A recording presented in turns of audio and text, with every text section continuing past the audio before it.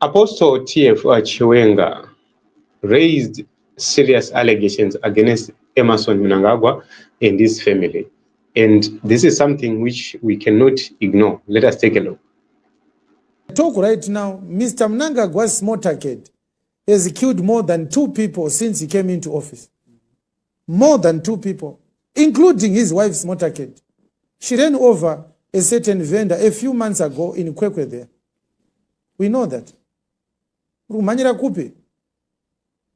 Saka mchatongane mukapedza kuti tsika tese. Nobody reported about it.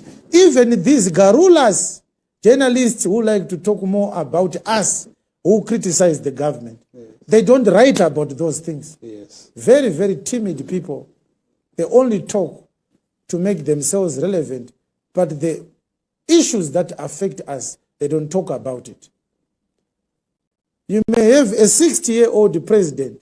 You may have a president who went to the war and served in the military. You may have a president who was educated at Harvard University. Yes. That's not the minimum requirement for a president. The greatest requirement is a man who loves the people more than he loves himself. That's a quality we do not have in the presidency right now.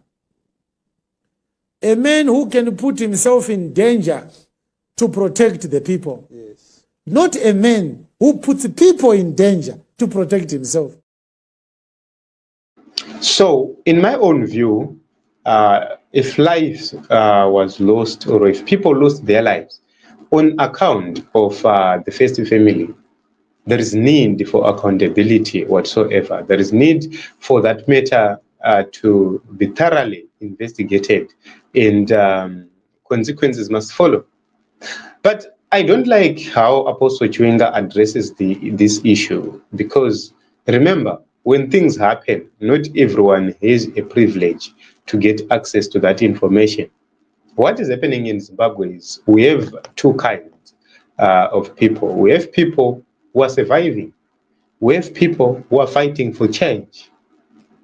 So when you look at that, you could see that there are certain things which might even escape just an ordinary citizen who is fighting for change online. Just an ordinary citizen who is looking for money online. So another issue, my issue is Apostle Chiwenga is not even different to me. We are all Zimbabweans. He is a man, I'm a man. Probably the difference there is age, name, and other things, beliefs whatsoever, but we are the same. We are citizens of Zimbabwe, which means the things which I can do, he must do them. If there is need for him to deal with a certain issue, if he is capable, he must deal with it. You cannot wait for Ningi and Ningi and Ningi. You do what is necessary, what is needed, and what is very important. However, also the government should take responsibility on the matters like this one.